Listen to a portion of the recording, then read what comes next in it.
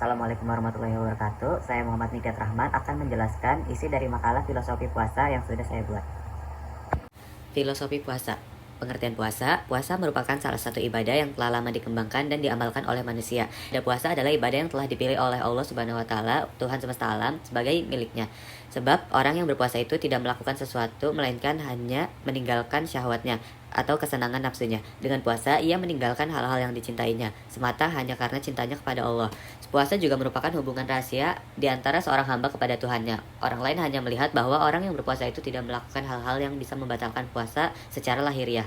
Dalam bahasa Arab dan Al-Quran, puasa disebut saum atau siam yang berarti menahan diri dari sesuatu dan meninggalkan sesuatu atau mengendalikan diri. Jadi secara umum, pengertian puasa menurut bahasa adalah menahan diri atau mengendalikan diri baik dari makanan, bicara, maupun berjalan. Filosofi puasa.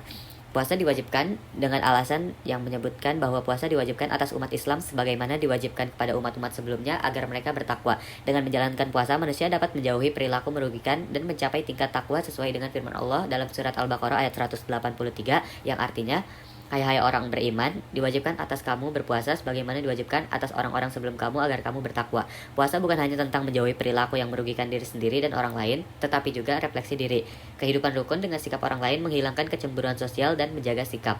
Puasa dalam Islam memiliki 3 fungsi, yaitu berkaitan dengan ta'zib atau bimbingan, ta'dib atau pembentukan kualitas jiwa, dan ta'drib atau latihan menuju pribadi yang sempurna dengan tujuan akhirnya adalah mencapai takwa. Filosofi puasa. Sejak zaman Nabi Nuh alaihissalam hingga Nabi Isa, puasa wajib dilakukan 3 hari setiap bulannya mirip dengan puasa sunnah al-yamul bid bagi umat Islam saat ini. Nabi Muhammad alaihissalam dan kaumnya berpuasa selama 40 hari.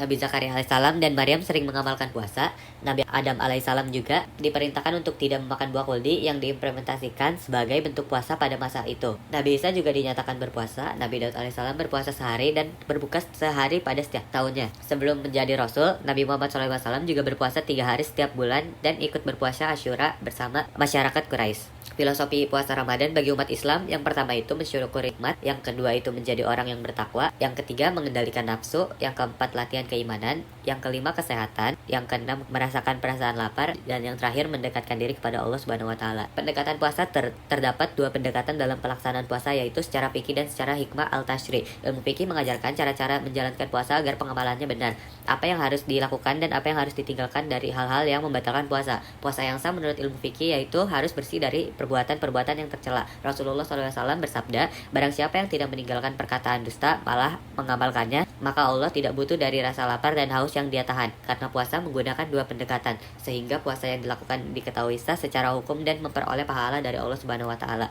Hikmah puasa. Puasa Ramadan mengajarkan kepada manusia untuk lebih peduli kepada sesama dengan banyaknya sedekah. Seperti dalam hadis, barang siapa memberikan makan orang yang berpuasa, maka baginya pahala seperti orang yang berpuasa tersebut, tanpa mengurangi pahala orang yang berpuasa itu sedikit pun juga. Orang yang sedang berpuasa Ramadan akan dilindungi oleh Allah Subhanahu wa taala dari segala macam godaan setan. Dan ketika datang bulan Ramadan, pintu-pintu surga dibuka, pintu-pintu neraka ditutup, dan setan-setan dibelenggu. Hadis riwayat Bukhari dan Muslim. Sebagai pelebur dosa dengan syarat menjalankannya dengan penuh keimanan dan sungguh-sungguh, barang siapa yang melaksanakan puasa Ramadan dengan keimanan dan keikhlasan, maka diampuni dosanya yang telah berlalu. Ibadah puasa dalam memenuhi semua dimensi standar kesehatan yang ditetapkan oleh WHO. Badan Kesehatan Dunia menetapkan standar kesehatan yang meliputi 4 dimensi, yaitu sehat fisik, psikis, sosial, dan spiritual. Selain itu juga terdapat beberapa hikmah puasa yang lainnya. Yang satu, memperpanjang umur. Menurut penelitian Vladimir Nikitin bahwa orang yang berpuasa usianya jauh lebih panjang. Yang kedua, menambah kesuburan dan memperkuat tubuh. Yang ketiga, mencerdaskan otak. Yang keempat, menurunkan gula darah dan kolesterol, karena dengan tidak mengkonsumsi makanan tubuh lebih memilih untuk mengelola energi yang sudah masuk lewat asupan makanan sebelumnya. Macam-macam puasa. Untuk puasa wajibnya ada puasa Ramadan, puasa kafarat, puasa nazar, dan puasa qada. Puasa sunnah, puasa Nabi Daud, puasa Senin Kamis, puasa al-yaumul bid, puasa 6 hari di bulan Syawal, puasa Arafah, puasa Asyura, puasa Tasyua, puasa di bulan Syaban, puasa di bulan-bulan haram. Perbedaan puasa umat Islam dan puasa umat terdahulu lebih ringan. Perbedaan yang paling terasa antara puasa disyaratkan kepada Nabi Muhammad SAW dengan puasa-puasa yang disyariatkan kepada umat terdahulu adalah dari segi keringanannya lebih sedikit dibanding dengan jumlahnya hari yang Allah Subhanahu wa taala tetapkan buat umat lain. Puasa yang diwajibkan untuk kita sebagai umat Nabi Muhammad SAW jumlahnya hanya sedikit. Umat Rasulullah SAW ini hanya diwajibkan puasa di bulan Ramadan saja, sementara 11 bulan lainnya tidak wajib. Disyaratkan makan sahur. Meskipun makan sahur itu hukumnya sunnah, namun secara tegas Rasulullah SAW menyebutkan bahwa makan sahur itu adalah hal yang membedakan antara puasa kita dengan puasa orang-orang terdahulu, khususnya agama ahli kitab baik Nasrani maupun Yahudi. Kurang lebihnya mohon maaf. Wassalamualaikum warahmatullahi wabarakatuh.